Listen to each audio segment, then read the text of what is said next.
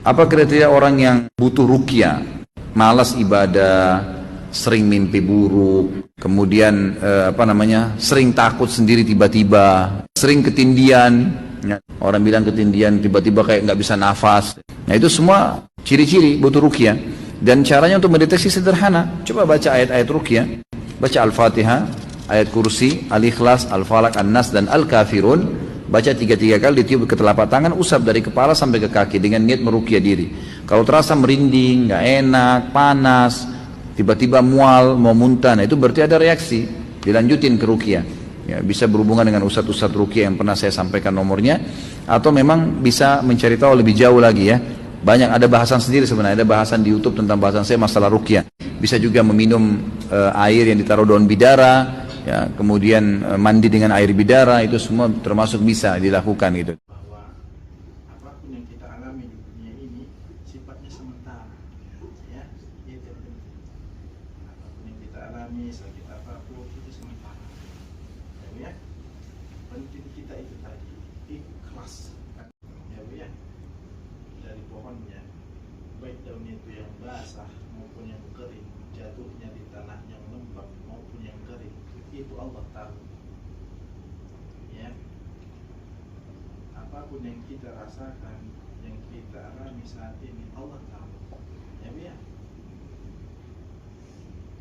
Dan yakinlah pesan Allah kepada kita bahwa apapun ujian, ya, segala sesuatu yang tidak berkenaan dengan hati kita itu terjadi sudah atas izin Allah.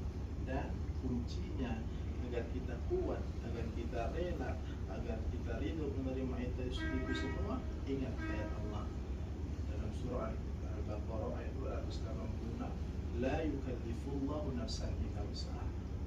Tidak mungkin Allah itu uji kita, diberikan kepada kita satu perkara yang kita tidak mungkin bisa melaluinya. Sudah pasti apapun itu sesuai dengan kapasitas kita. Bismillahirrahmanirrahim. La yadurru ma'asmihi syai'un fil ardi wala fis sama' wa huwas samiul alim. Hasbiyallahu wa ni'mal wakil, ni'mal maula wa ni'man nasir. La haula wala quwwata illa billahil aliyil azim. Allahumma rabban nas, Allahumma rabban nas, adhibil ba'sa wasfi wa anta syafi, la shifaa illa shifauka, shifaan la yughadiru saqama. Bismillahi arkik min kulli syai'in yu'tik wa min syarri kulli nafsin aw ainin hasidin. Allahu yasfik, Allahu yasfik. Bismillahi arkik.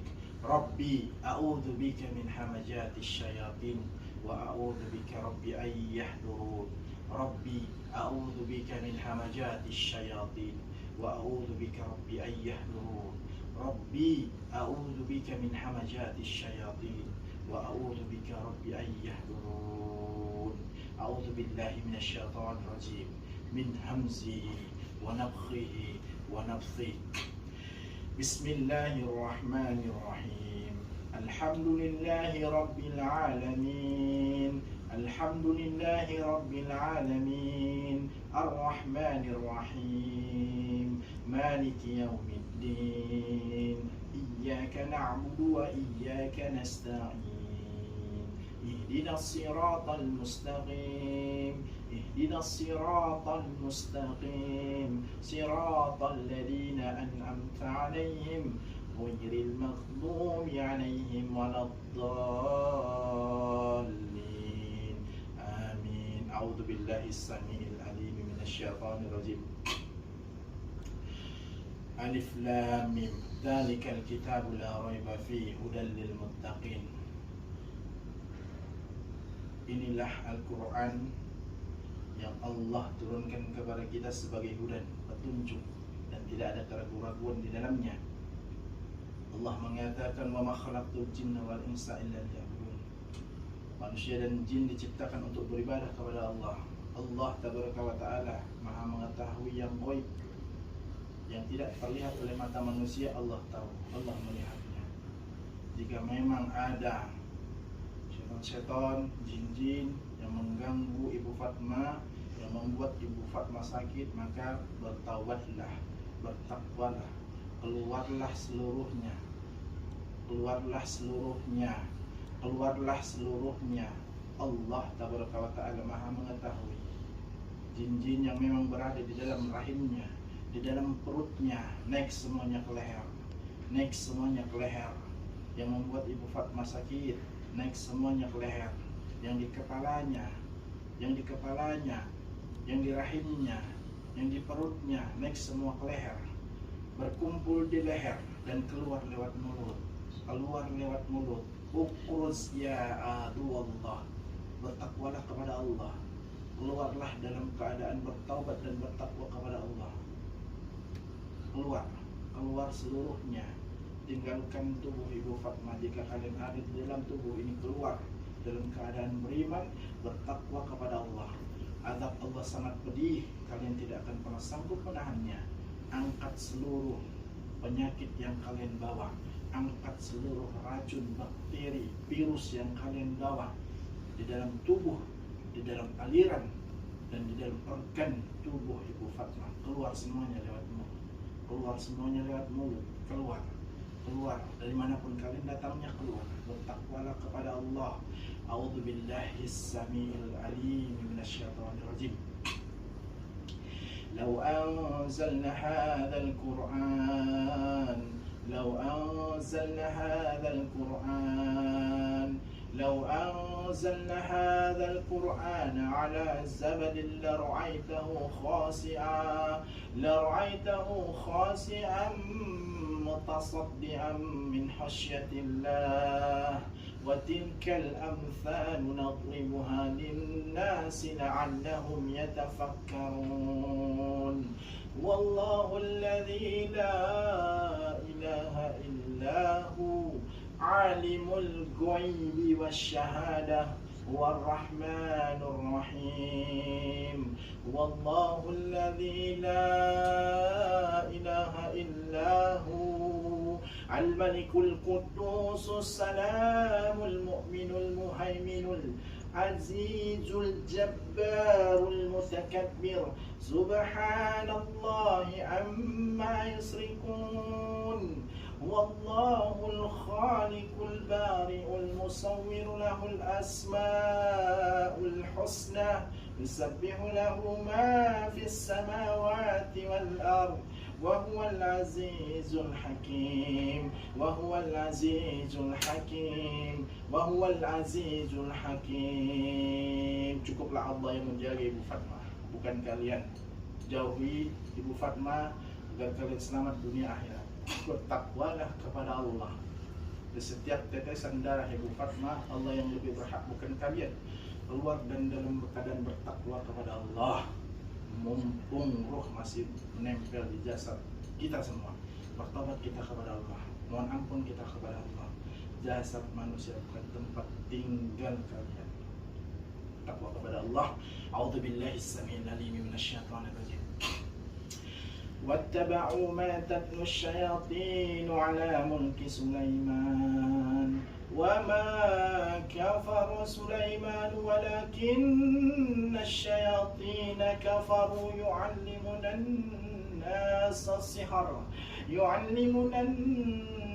السحر وما أنزل على الملكين ببابل هاروت وماروت وما يعلمان من أحد حتى يقولا إنما نحن فتنة كل نفس ذائقة الموت كل نفس ذائقة الموت ثم إلينا ترجعون. Kehamilan tentu penasaran, dia ingin cek ini janin, ini anak laki-laki apa perempuan, ya. Dia cek ke dokter di USG 4 dimensi, terlihat jelas ternyata seiring kehamilan bayinya ini umur 4 bulan, bersamaan dengan itu ada kista sebesar 5 cm. Paham? Di dalam dunia medis mustahil ini anak bisa lahir normal kalau kista ini tidak dibasmi, tidak dikemo, karena ini nanti akan saling menggerogoti makanan. Betul ya? Kista ini butuh makanan, dia akan terus membesar 5, 10, ya 15 cm. Kalau dibiarkan membahayakan kepada si janin, si bayi, bisa lahir prematur atau cacat atau dan lain-lain. Oke? Sampai sini saya pertegas. Dia tidak peduli dengan kista dan juga bayinya ini. Kalau memang ini bayi lahir, kemudian normal semua atas izin Allah. Apa yang dia lakukan? Teringat tadi dia melalui kalamnya yang mulia. Surah ayat 82, surah Al-Isra. Bunyi ayatnya, A'udzubillahi minasyaitonirrajim. Wa nunazzilu minal Qur'ani ma huwa syifaa'un wa rahmatul lil mu'minin wa la yazidud dhalimina illa khasara. Teringat di ayat ini. Dan aku turunkan Al-Qur'an ini sebagai syifa untuk kalian segala macam jenis penyakit apapun itu. Oke? Dia baca surah ini, dia baca terus surah ini, dia baca terus Al-Quran, karena seluruh Al-Quran itu bisa dijadikan obat. Dia baca terus. Oke? Kemudian singkat cerita, 9 bulan mau melahirkan ini istri, dia cek, ternyata kista itu tidak ada lagi bersih. Paham sampai sini? Ternyata Al-Quran ini ketika kita baca, niatkan untuk menghancurkan satu penyakit, miom, kista, kanker, tumor, apapun itu hilang. Ya Bu ya? Ibu dari sekarang dalam kondisi begini, apa yang ibu bisa baca-baca. Ya, niatkan, ingat, pasang niat. Fokuskan kepada apa yang ibu rasakan. Insya Allah hilang. Apapun itu. Ya, di ayat lain, lau anzalna hadzal qur'ana 'ala jabal. Al-Quran ini Bu, kalau ditaruh di atas sebuah gunung, jabal itu gunung, akan terpecah belah saking takutnya dia kepada Allah. Tidak ada satu penyakit, kanker, virus, tumor yang mampu bertahan apabila dibacakan Al-Quran. Ibu sanggup baca Al-Fatihah itu yang ibu hafal, silahkan bacakan itu. Apa aja, seluruh ayat Al-Quran itu sifat Allah yang bilang. Ibu tinggal mengimani, meyakini, insya Allah hilang itu semua, apapun Tuhan itu. Seiring nanti ibu terus istiqomahkan, insya Allah akan ada perubahan positif yang signifikan oleh ibu. Ya.